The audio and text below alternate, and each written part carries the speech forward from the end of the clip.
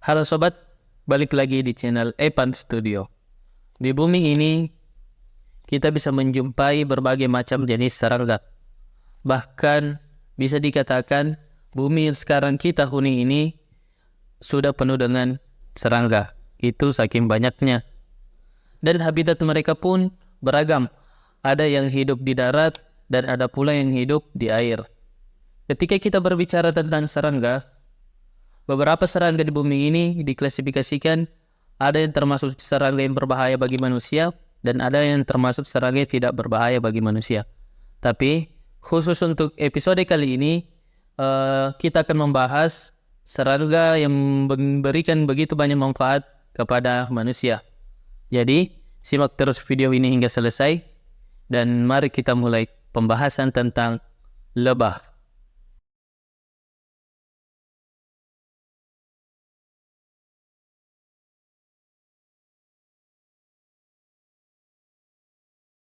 Serangga satu ini dikenal sebagai serangga dengan hidupnya yang berkoloni.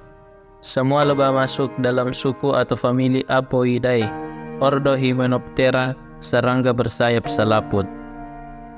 Di dunia terdapat sekitar 20.000 spesies lebah, tersebar di berbagai benua kecuali benua Antartika. Dengan kehidupannya yang berkoloni, lebah terkadang membuat sarangnya di atas bukit, di pohon kayu, atau bahkan di rumah kalian. Siklus kehidupan lebah juga termasuk hewan yang bermetamorfosis sempurna. Itu dikarenakan mereka mengalami fase pupa atau kepompong. Dan ketika dewasa, rupanya sangat berbeda ketika ia baru lahir.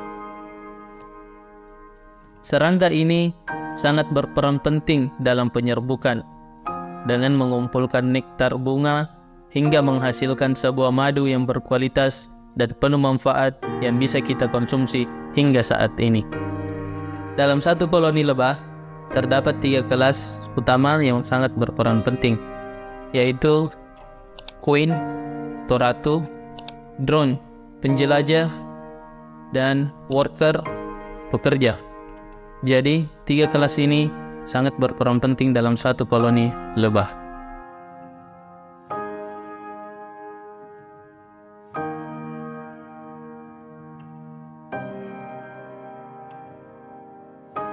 Beberapa hewan di dunia ini ada yang dimuliakan oleh Allah, dan salah satunya adalah lebah. Terbukti dalam Al-Quran, ada surah yang khusus diberikan nama An-Nahl, yang berarti lebah. Mungkin saja hikmah di balik ini agar kita bisa mengambil pelajaran dari serangga yang satu ini dengan beberapa perilakunya. Nah, di sini saya akan sampaikan beberapa perilaku lebah yang bisa kita jadikan teladan dalam kehidupan sehari-hari. Lebah tidak akan mengambil makanan dari bunga yang masih muda atau belum mekar. Lebah selalu memilih makanan dari bunga yang segar, bersih, dan baik. Jadi hikmahnya, kita sebagai manusia diharapkan untuk selalu mencari hal-hal yang baik saja. Semisal dalam mencari pekerjaan, mencari teman, maupun mencari jodoh. Lebah tidak akan mengambil sesuatu dari bunga tanpa memberikan manfaat kepada bunga tersebut. Bahkan, manfaat yang diberikan lebah tersebut jauh lebih besar dari sesuatu yang diambil oleh lebah. Lebah mengambil serbuk sari dari bunga dan menaruhnya pada bunga yang lain. Tentunya, aksi tersebut sangat dibutuhkan oleh bunga. Jadi, hikmah yang bisa kita ambil di sini yaitu manusia mempunyai hubungan dengan manusia yang lain. Dan alangkah baiknya jika kita bisa meneladani sikap lebah yang memberikan manfaat kepada bunga. Jadi kita sebagai manusia harus memberikan manfaat juga kepada manusia yang lain. Sama seperti karangan buku karya dari Muhammad Yasir, yaitu jangan jadi manusia ketika tak bisa memberi manfaat. Nah, ternyata hewan ini sangat dimuliakan oleh Allah. Jadi setelah kita ketahui bagaimana hewan ini dimuliakan oleh Allah, sekarang kita akan masuk pada pembahasan bagaimana lebah bisa membuat madu.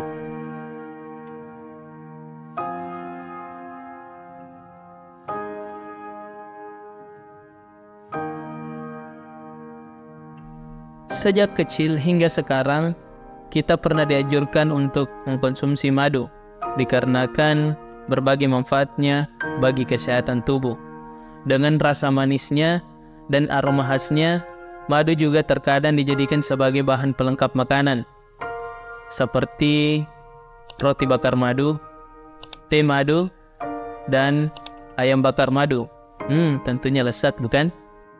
Kandungan senyawa hidrogen peroksida yang terdapat pada madu membuatnya dapat bertahan lama. Senyawa ini memberikan sifat antibakteri dan antimikroba yang mencegah pertumbuhan jamur dan mikroorganisme, sehingga kualitas madu bisa terjaga dengan baik.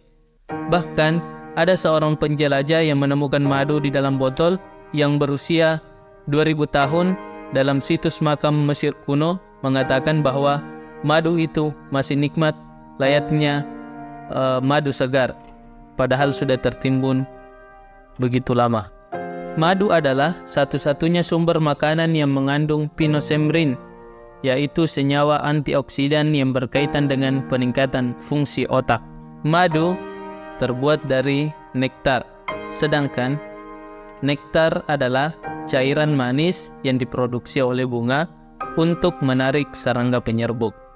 Nektar terdiri dari 70 hingga 80% air yang tercampur dengan 3 gula yang berbeda, yaitu sukrosa, glukosa, dan fruktosa.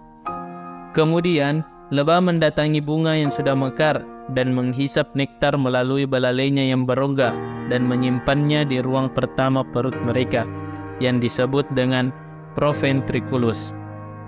Enzim yang bernama invertase di dalam perut lebah akan memecah sukrosa menjadi molekul glukosa dan fruktosa yang lebih sederhana. Sementara itu, enzim lain bertugas meningkatkan keasaman nektar yang membantu membunuh bakteri. Setelah menghisap nektar bunga, lebah membawa nektar tersebut hingga setengah dari berat tubuhnya. Ini memungkinkan bagi para lebah untuk mencari nektar dari tumbuhan hingga jauhnya sekitar 5 km dari sarang mereka. Setelah kembali ke sarang, lebah madu pengumpul nektar memuntahkan semua nektar dari mulutnya. Kemudian, nektar tersebut disebarkan kembali ke lebah pekerja dari mulut ke mulut untuk mengurangi kadar airnya. Setelah kadar air turun menjadi 18%, jamur dan bakteri tidak dapat tumbuh dan nektar dibawa oleh lebah pekerja ke dalam sel di dalam sarang. Pada proses ini, nektar masih encer sehingga lebah mengepakkan sayapnya untuk menghasilkan udara ke dalam rongga yang berisi nektar tersebut untuk membuat nektar menjadi lebih kental, dan ketika sudah kental, lebah menutupnya dengan cairan lilin lebah atau biasa disebut dengan beeswax, sehingga muntahan lebah ini berproses menjadi madu. Ya, madu lebih tepatnya berasal dari muntahan lebah. Sekarang kita masuk pada pembahasan sengatan lebah.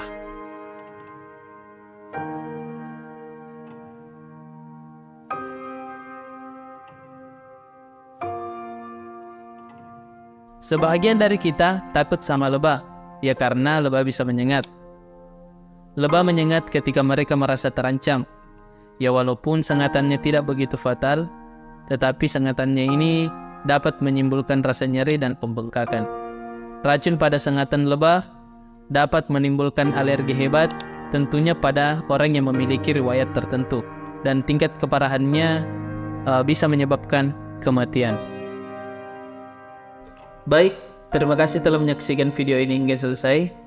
Dukung dan support terus channel ini dengan cara like, share, and subscribe agar terus membagikan video-video bermanfaat lainnya.